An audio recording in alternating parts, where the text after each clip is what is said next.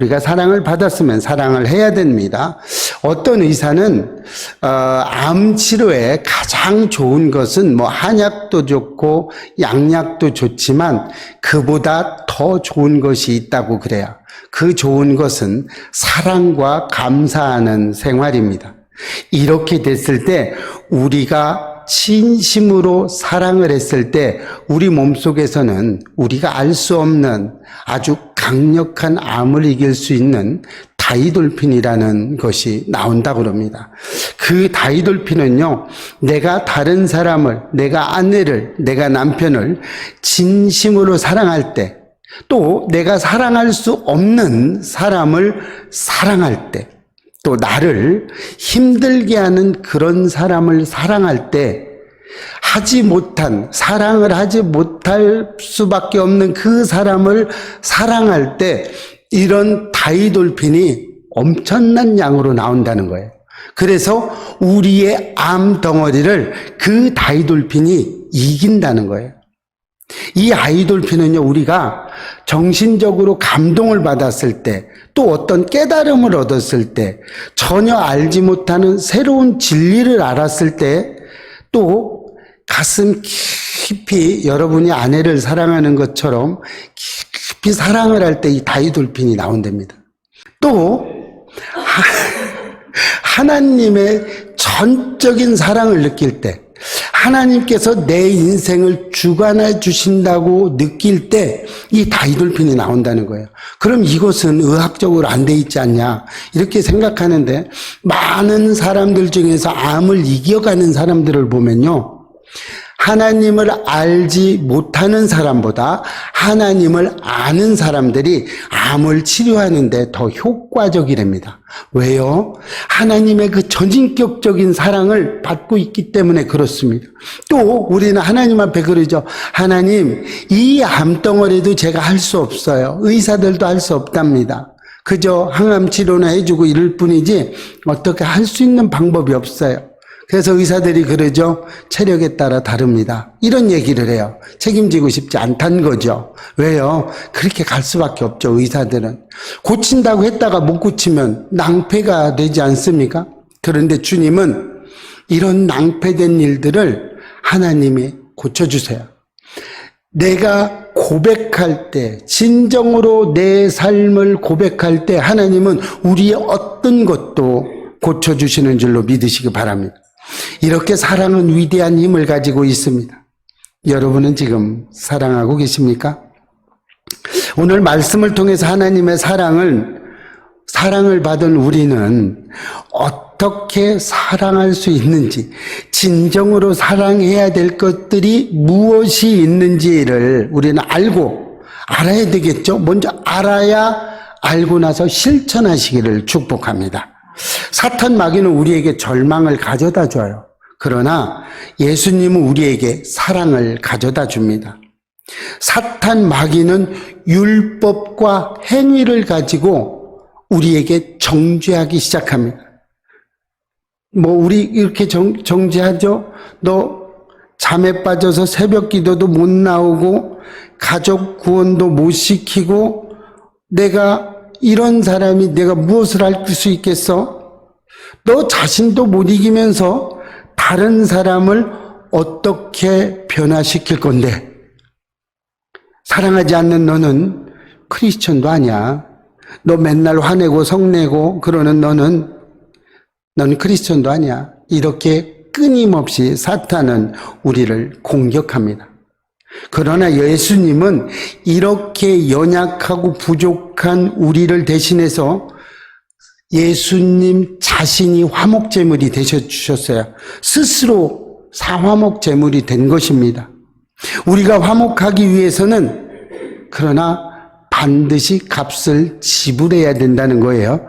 그리스도인들은 죄를 지은 우리가 벌을 받아 마땅한 사람, 흠없이 깨끗하신 예수님께서 십자가에 달려 죽으심으로 우리는 죽을 수밖에 없고 벌을 받을 수밖에 없는 우리를 대신해서, 나를 대신해서 내 죄값을 스스로 십자가에 못 박으심으로 대신 값을 지불해 주셨습니다. 이렇게 스스로 화목제물이 되셔서 하나님과의 관계를 화평하게 하셨어요. 하나님과의 관계를 평화롭게 화목하게 해주셨어요. 또 우리 사람과 사람, 성도와 성도들 간에 화목하게 해주셨어요. 그리고 우리에게 성령님을 보내주셔서 우리의 마음을 너그럽게 해주시고요. 우리가 선을 행할 수 있도록, 착한 일을 행할 수 있도록 우리의 마음을 너그럽게 해주셨어요. 하나님은 우리에게 서로 사랑할 수 있는 힘을 주신 것입니다. 이것은 하나님 우리에게 주신 전인격적인, 전적인 은혜에 해당이 되겠죠. 이 은혜는 우리를 위한 것이 아니고요. 나만을 위한 것이 아닙니다. 온 세상 사람들을 위한 거예요. 어떤 특정한 사람만 뽑아서 그 사람에게만 은혜를 주겠다. 천만의 말씀입니다. 그렇지 않습니다. 또 선착순으로 오는 어떤 사람에게만 내가 은혜를 주겠다. 그렇지 않습니다. 하나님의 이 은혜는 온 인류를 위해서 주셨어요. 예수님은 우리 모두 온 세상을 온 세상 사람들의 죄를 스스로 짊어지게 하시고 화목제물이 되어주신 것이에요. 그래서 우리는 죄를 숨기고 감출 것이 아니에요. 우리의 죄가요. 왜요? 내 대신 지신 예수 그리스도가 있기 때문에 우리 죄를 감출 필요가 없어요. 숨길 필요 없어요. 그 죄를 가지고 예수 그리스도 앞에, 하나님 앞에, 성령님 앞에 나가서 고백하시기를 축복합니다. 그래서 죄사함을 가지셔야 돼요. 하나님 앞에 내 죄를 낱낱이 고해야 돼요. 여러분, 사람에게 내 죄를 고하지 마세요. 사람이 사해줄 수 있는 것 아무것도 없어요. 오히려 사람에게 말을 하고 내가 위로를 받고자 하면 어느 순간에 내가 고백한 내 죄가 화살이 돼서 나한테 다시 돌아오게 됩니다. 여러분이 회개하고 자백하고 고백할 때 하나님 앞에는 어떤 고백이든 하세요. 그러나 사람 앞에는 웬만하면 안 하시는 게 좋습니다. 사람의 위로는 별로 중요하지 않은 것입니다. 그래서 우리는 죄사함을 받을 때 하나님의 그 사랑이 느껴지는 거예요. 예수님을 사랑을 알아야 성도 간에도 자유로운 교제를 할 수 있습니다. 특히 여러분, 부부 간의 사랑을 잘 지키셨으면 좋겠어요. 예수님의 사랑을 알으면요, 부부 간에 자유로운 교제가 되고 대화가 되고 부부 간에 그 큰 사랑이 됩니다. 어린아이는 자기 자신을 희생하는 어머니의 삶을 알아요. 그 어머니의 사랑을 압니다. 그래서 자식은 어머니가 시키는 대로 따라서 하는 겁니다. 여러분, 자식들이 아무것도 모르지, 갓난아이가 모르는 것 같죠? 자기 사랑하는 사람 압니다. 자기 사랑하는 사람이 있으면요, 가서 안깁니다. 그러나 자기를 미워하는 사람은요, 생각하지 못하는 2살, 3살짜리라도 가지 않습니다. 여러분, 예수님의 사랑을 우리는 합니다. 우리는 예수 그리스도의 그 사랑을 알아요. 그래서 우리는 예수 그리스도를 따라가야 되는 거예요. 예수님을 안다고 하면서도 따라가지 않는 것은 거짓의 영이 있기 때문에 그렇습니다. 예수님을 모르는 거예요. 예수님을 모르기 때문에 따라갈 수가 없는 거예요. 우리는 예수 그리스도의 사랑을 압니다. 그렇기 때문에 우리는 예수님이 주신 새 계명, 사랑의 계명을 지켜 나가야 되는 줄로 믿으시기 바랍니다. 우리에게 계명을 지킬 때 주시는 은혜는 그럼 무엇일까요? 우리가 하나님을 따라가고 예수님을 따라가요. 그럼 그 은혜가 어디에 있어요? 5절 6절에 나오죠. 누구든지 그의 말씀을 지키는 자나 하나님의 사랑으로 참으로 그 속에서 온전하게 되었나니 이로써 우리가 그의 안에 있을 줄을 아노라. 그의 안에 산다고 하는 자는 그가 행하시는 대로 자기도 행할지니라고 성경은 기록하고 있습니다. 우리가 예수님의 계명을 지킬 때 하나님의 사랑이 우리 속에서 온전하여진다는 말씀입니다. 하나님이 우리를 사랑하신 그 목적은 우리가 사랑하기를 원하고 있어요. 사랑만 받기만 한다면 그 사랑은 반쪽 사랑밖에 되지 않습니다. 그 사랑은요, 반쪽 신앙으로 전이되는 경우가 많습니다. 우리가 하나님의 사랑을 받았다면요, 그 사랑을 나눠줄 줄도 알아야 되는 겁니다. 사랑을 받았으면 하나님이 주신 계명도 지켜야 되는 거예요. 우리는 그렇게 봐야 됩니다. 요한복음 13장 34절 말씀을 보면 새 계명을 너희에게 주노니 서로 사랑하라. 내가 너희를 사랑한 것 같이 너희도 서로 사랑하라고 이야기하고 있습니다. 하나님 우리를 사랑하신 것처럼 우리도 서로 사랑하시고 하나님이 원하시는 그것을 우리는 따라가야 될 줄로 믿습니다. 하나님이 원하는 게 뭐예요? 새 계명이죠. 새 계명은 뭐예요? 우리가 서로 사랑하는 겁니다. 우리가 사랑할 때 하나님의 사랑이 온전하여진다고 지금 성경은 말씀하고 있는 겁니다. 우리가 사랑을 받은 것으로만 그치면 그 사랑은 불완전한 사랑이 되겠죠. 사랑을 받았으면 그 사랑을 흘려보내야 완전한 사랑이 되는 겁니다. 받는 것보다 주는 것이 훨씬 더 은혜스러운 줄 믿으시기 바랍니다. 그렇다면 우리가 서로 사랑하기 위해서는 어떻게 해야 될까요? 우리 사랑해야 되는데 어떻게 사랑해요? 사랑의 예수님 우리 안에 거하시고 우리도 예수님 안에 거하면 되는 거예요. 우리가 예수님 안에 거한다는 표시가 서로 사랑하는 거예요. 여러분이 서로 사랑하지 않는다면 그것은 더 이상 예수님의 사랑이 아니라는 것입니다. 요한복음 15장 4절 5절 말씀에서 그렇게 쭉 나와요. 포도나무 비유가 나오죠. 우리가 포도나무에 붙어 있으면 우리는 서로 사랑의 계명을 지킬 수 있게 되는 겁니다. 붙어 있어야 지키는 거예요. 가지에서 붙어 있지 않으면요, 시들어서 말라버리는 거예요. 사랑을 할 수가 없어요. 한두 번은 사랑할 수 있겠죠. 그러나 지속적인 사랑은 할 수 없는 것입니다. 지속적인 사랑을 하기 위해서는 포도나무가 가지에 붙어 있어야 되듯이 우리가 예수 그리스도께 붙어 있어야 우리가 그 사랑을 할 수 있는 거예요. 우리는요, 포도나무에 딱 붙어 있는 접착제처럼 우리도 예수님의 강력한 순간적 착체처럼 붙어 있으시기를 축복합니다. 그래야 우리가 온전한 사랑을 할 수 있어요. 그래야 우리가 하나님의 그 사랑을 받고 그 사랑을 우리가 나눠줄 수 있는 겁니다. 그래야 우리는 예수님의 사랑을 할 수 있는 겁니다. 그래야 예수님의 그 충분한 사랑을 마음껏 성도들과의 교제 가운데 할 수 있는 것입니다. 이렇게 예수님께서는 성도와 하나님과의 관계를 포도나무와 가지 관계로 비유하셨어요. 이는 포도나무는 가지를 통해서 열매를 맺게 하고 가지는 나무를 통하여 영양분을 공급받기 때문에 그렇습니다. 예수님은 또 비유로 말씀해 줬죠. 누구요? 목자와 양의 관계로 또 우리를 비유해 주셨어요. 목자는 양의 생명을 보호하고 영양분이 풍성한 꼴을 제공해 줘야 돼요. 그리고 쉬게 하고 인도하고 안전하게 질 책임을 지고 있어요. 이게 목자예요. 그러나 양은 목자를 위해서 젖을 짜주고요, 새끼를 낳아주고요, 털을 제공함으로써 목자에게 충분한 보상을 줄 수 있어야 돼요. 이렇게 사랑은 서로 상호간에 있어야 돼요. 하나님의 사랑을 받기만 하면요, 그 사랑은 물이 고인 물과 같은 거예요. 받기만 하면요, 더 이상 이 물은 계속해서 고여있는 물로 되는 거예요. 우리가 사랑을 받기만 해도 그렇죠. 그래서 사랑을 흘려보내야 되는 것입니다. 이렇게 목자와 양의 관계는 또한 서로 생명 보존을 위한 절대 불과 분리의 원칙에 있는 거예요.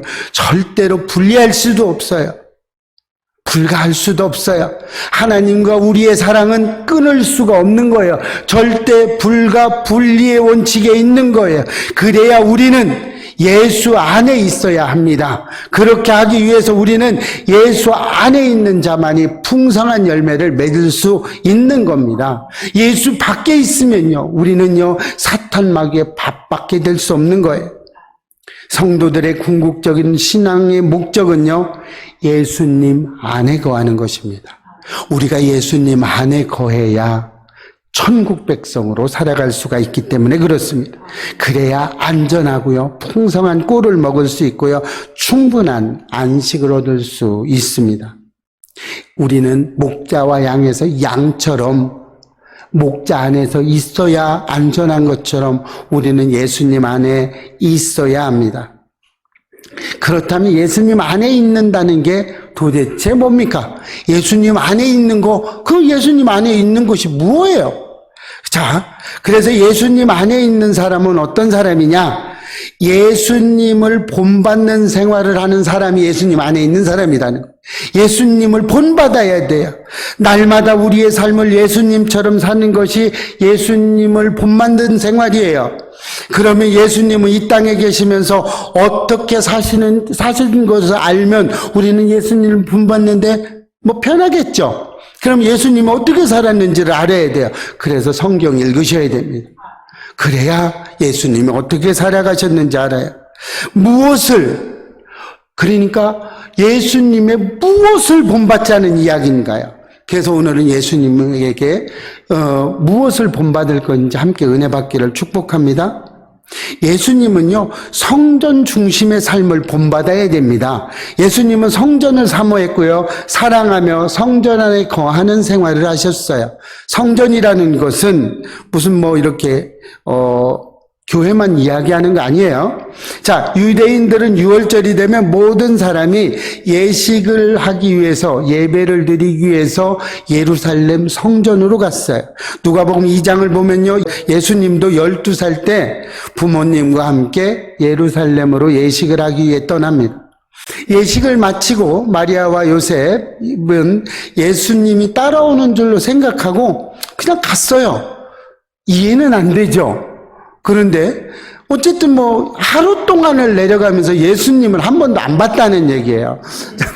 참 이해가 안 되죠. 하룻길을 갔어요. 그때 하룻길을 가고 보니까 예수님이 없어요. 하루 만에 찾지 않아요. 이틀이 지났어요. 3일 만에 드디어 성전에 갔더니 성전에서 만나게 됩니다.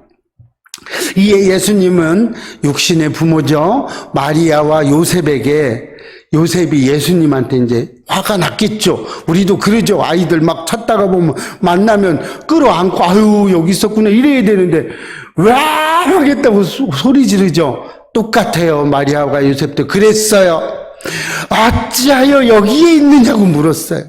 이때 예수님이 말씀하시기를 근엄하게 어찌하여 나를 찾으셨나이까? 내가 내 아버지 집에 있어야 될 줄 알지 못하셨나이까? 그렇죠. 내 아버지를 누구 뜻하는 거예요? 하나님을 뜻하는 거예요. 지금 육신의 마리아와 요셉은 누구? 육신의 엄마 아버지를 따라서 이야기를 했지만 예수님은 하나님 아버지를 이야기하고 있는 거예요. 지금은 하나님을 말씀하고 있는 거예요.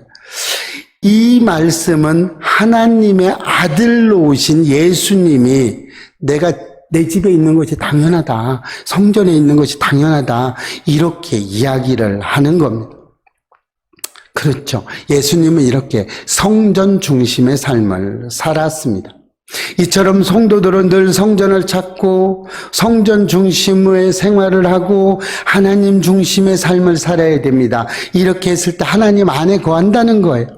그런데 우리의 모습을 바라보시기 바랍니다. 지금 우리는 성전 중심의 생활을 하고 계십니까? 여러분은 성전 중심의 삶을 살고 계시나요? 교회가 성전이라고 이야기한 적은 성경에 그 어느 곳도 없습니다. 성전이라는 것은 교회를 뜻하는 것이 아닙니다. 우리의 내 마음이 거룩한 성전입니다.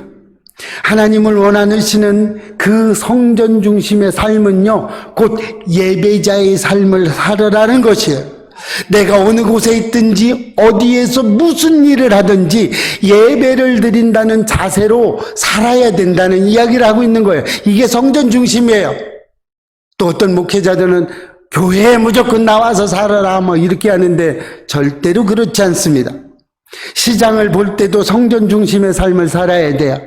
예배자의 삶으로 살아야 되겠다는 거죠. 일터에서도 성전 중심의 삶을 살아야 됩니다. 내가 어느 곳에 어떤 모습으로 가 있든지 내가 무슨 일을 하든지 우리는 성전 중심의 삶을 살아야 돼요.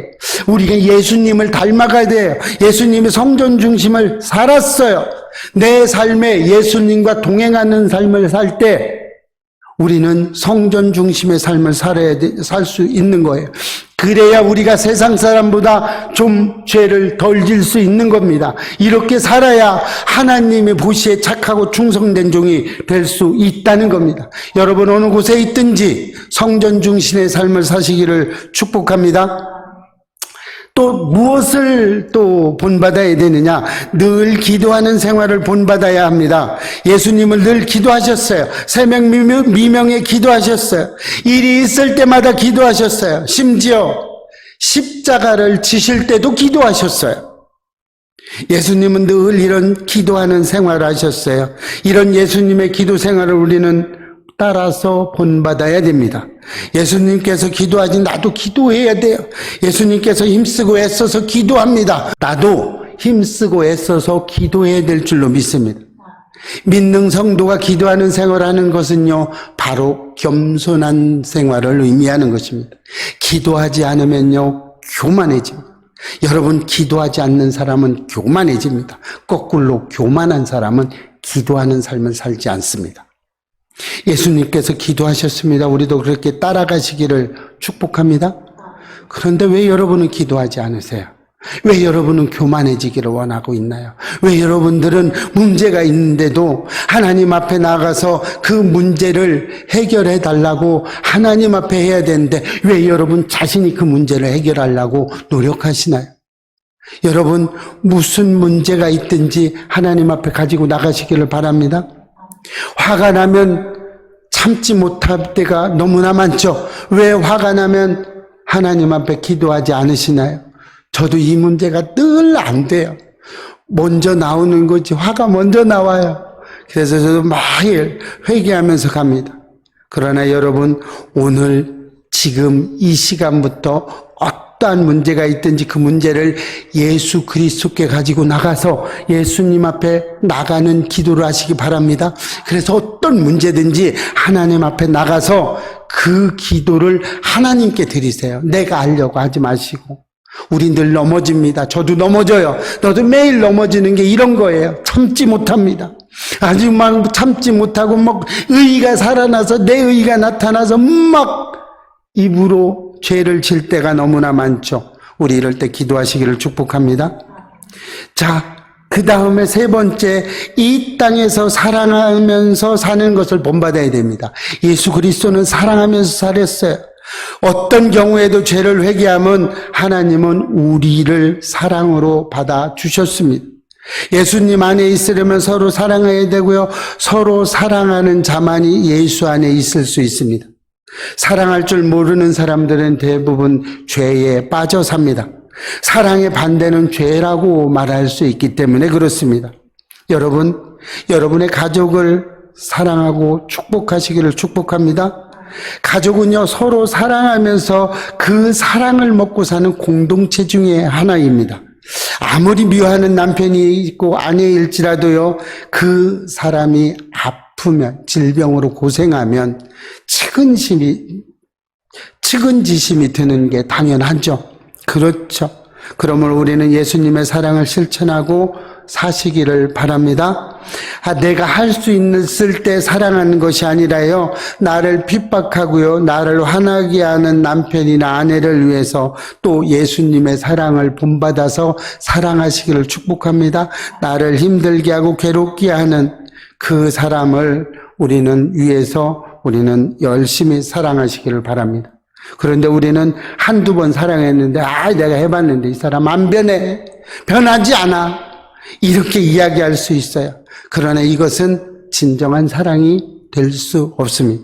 하나님의 사랑은 끈질기게 오랫동안 정성을 다해서 우리가 사랑을 할 때 그 사람이 변하는 것입니다. 사람은 본심이 착하기 때문에 언젠가는 변해요. 때로는 죽기 직전에 변하는 사람도 있어요. 그럴지라도 우리는 변화되게 해야 돼요.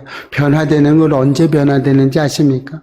내 이 간절한 사랑이 상대방이 느껴질 때 변하는 겁니다. 그렇게 돼야 돼요. 아직 변화가 안 됐다면 내가 그렇게 진정으로 사랑하고 있는 그 마음을 아직 상대방은 모르는 거예요. 여러분의 남편이 아직 변화되지 않았습니까? 여러분의 아내가 아직 변화되지 않았어요? 그렇다면 내가 아직까지 내 마음속에 진정으로 사랑한다는 것을 아직 모르는 거예요. 내가 조금 더 열심을 내야 될 겁니다. 이렇게 사시기를 축복합니다.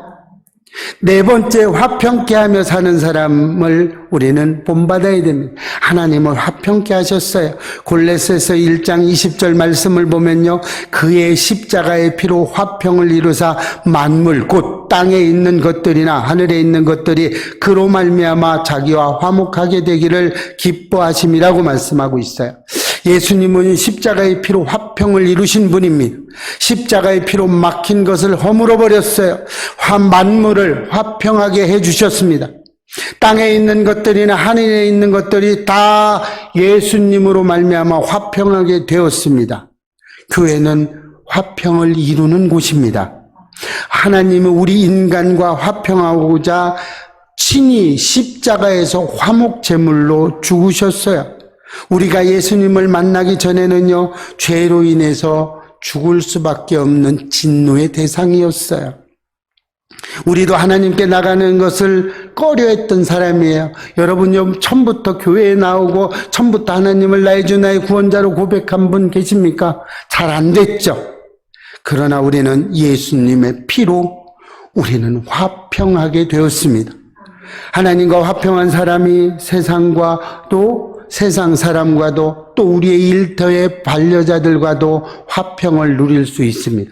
하나님과의 화평이 되지 않은 사람은 우리 사람들과도 화평하지 못하는 사람이 너무나 많습니다. 우리는 예수님께 용서의 사랑을 받았습니다. 우리도 다른 사람을 용서하고 화평을 이루어 줄 줄로 믿습니다. 나를 힘들게 하고 나를 핍박하거나 나를 짓밟는 그 사람을 위해서 기도하시고 그를 용서하시고 화평하시기를 축복합니다. 마태복음 5장 9절에 보면 화평케 하는 자는 복이 있나니 그들이 하나님의 아들이라 일컬음을 받을 것이요 라고 기록하고 있어요. 화평케 하는 자는 중재자입니다. 우리가 어떻게 하나님과 사람 사이를 화평케 할 수 있을까요? 친히 화목제물이 되신 예수 그리스도가 우리를 끊어진 하나님과 우리의 사이를 이어주셨어요. 이렇게 화평하게 해주셨어요. 우리는 이런 화평 가운데 예수 그리스도의 사랑 가운데 우리는 살고 있는 줄로 믿으시기 바랍니다. 우리는 하나님 앞에 가기 위해서 예수님을 밟고 가셔야 돼요. 이런 화평한 예수님을 우리는 사랑하고 축복하시기를 바랍니다. 에베소서 2장 14절에 그는 우리의 화평이신지라 둘로 하나를 만드사 원수된 것 곧 중간에 막힌 담을 자기 육체를 허셨어요. 우리가 하나님과 나와의 관계에서 담이 있었는데 이 담을 예수님이 헐어버리셨어요. 십자가의 지심으로 그랬죠.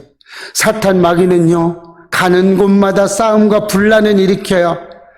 예수님 안에 사는 사람들은 그러나 화평하게 삽니다. 여러분, 사탄 마귀의 종노릇을 하면서 분란을 일으키며 또 화목하지 못함을 이루며 사시겠습니까? 그렇지 않으면 예수 안에 거하셔서 화평케 하면서 살아가시겠습니까? 여러분의 선택은 늘 옳은 선택을 하시기를 축복합니다.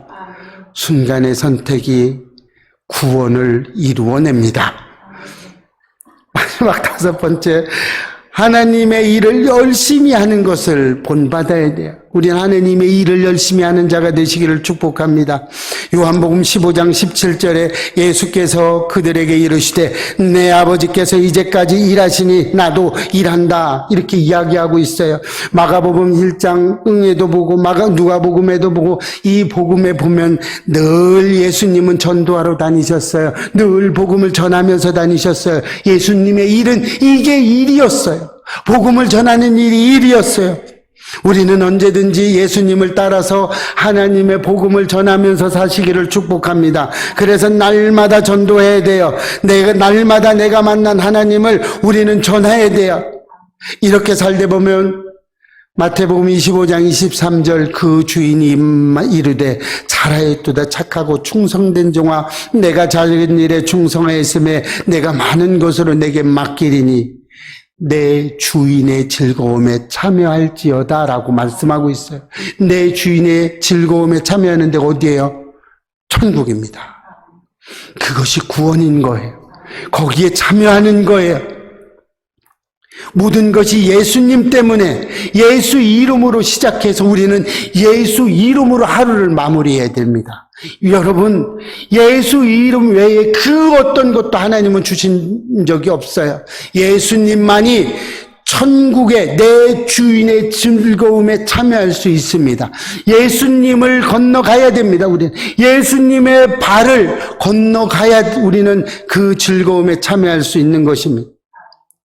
이렇게 되시기를, 예수 안에 있어서 하나님께 칭찬받는 저와 여러분 되시기를 축복합니다.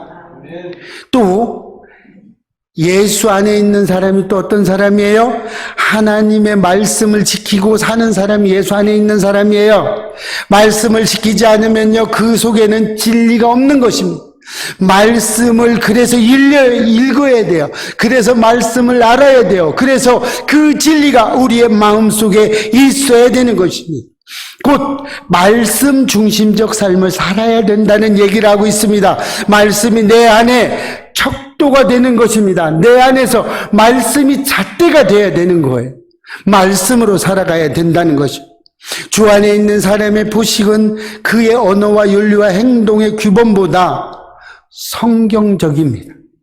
우리가 가지고 있는 모든 생각보다, 우리가 가지고 있는 모든 것보다 말씀이 더 위에 있어야 되는 줄 믿으시기 바랍니다. 우리는 유교적이어서도 안 되고요, 불교적이어서도 안 돼요. 바리새인적이거나 무속적이어서도 안 됩니다. 여러분, 얼마나 많은 무속적인 것들이 우리 삶에 들어와 있는지 아십니까? 여러분, 그리스도인들이 이사할 때 이사방위를 보는 사람이 얼마나 많은지 아세요? 또 물이 흐르니까 머리를 북쪽으로 두고 자야 돼. 다 무속적인 거예요. 그런데 이것을 누구도 무속적이라고 하지 않아요. 느끼지도 못하고 있습니다. 꿈자리가 사나우니까 오늘은 나가지 말아야 돼. 다 무속적인 거예요. 무속인들이 하는 거예요. 그런데 우리 크리스천 예수를 나의 주 나의 구원자로 고백하는 우리들도 그런 생활 속에서 살아가고 있다는 거예요. 그래서 우리는 이런 생활 속에서 벗어나기 위해서는 우리는 오직 말씀으로 살아가야 되는 줄 믿으시기 바랍니다. 오직 성경적 사고와 예수적인 사고, 규범과 행위가 오직 성경과 예수 그리스도가 있어야 되는 줄 아시기 바랍니다. 이렇게 됐을 때 하나님은 우리에게 누르고 흔들어 차고 넘치는 복으로 채워져요. 내가 작은 일에 충성하였구나, 내 잔치에 참여하라, 이렇게 이야기하시는 거예요. 우리는 이런 삶을 사셔야 되는 줄로 믿으시기 바랍니다. 말씀 안에 살면서 말씀을 따르고 말씀의 이끌림을 우리는 늘 받아야 되는 거예요. 예수님 안에 있다는 것이, 예수님 안에 우리가 거해야 되는 것들이 만천하에 우리는 날마다 증거하고 다녀야 돼요. 우리는 예수님 안에 있는 것처럼 매일매일 우리는 예수를 만나지 못한 그들을 향해서 우리는 전해야 됩니다. 이게 말씀으로 사는 거예요. 예수님이 늘 전도하러 다녔어요. 늘 복음의 말씀을 전하러 다니셨어요. 우리는 말씀처럼 우리가 이렇게 살아가야 됩니다. 우리가 예수 안에 있다는 것은 예수님을 말씀을 따라 산다는 것하고 같습니다. 우리가 힘써 주님의 말씀을 따라서 행할 때 주님께서도 우리 안에 거하시고, 또 주님이 거하시면 우리는 많은 축복을 누릴 줄로 믿으시기 바랍니다. 이렇게 살 때 하나님 우리를 붙잡아 주세요. 우리가 다른 길로 가지 않게 해주시고 올바른 길로 가게 해주십니다. 말씀을 정리하겠습니다. 예수 안에 있는 사람은 어떤 사람일까요? 어떤 사람이 예수 안에 있는 사람이냐? 예수님을 본받는 생활을 하는 사람이 예수 안에 있는 사람입니다. 그렇다면 예수를 본받는 삶이 뭐냐는 거예요? 뭘 본받아야 되느냐?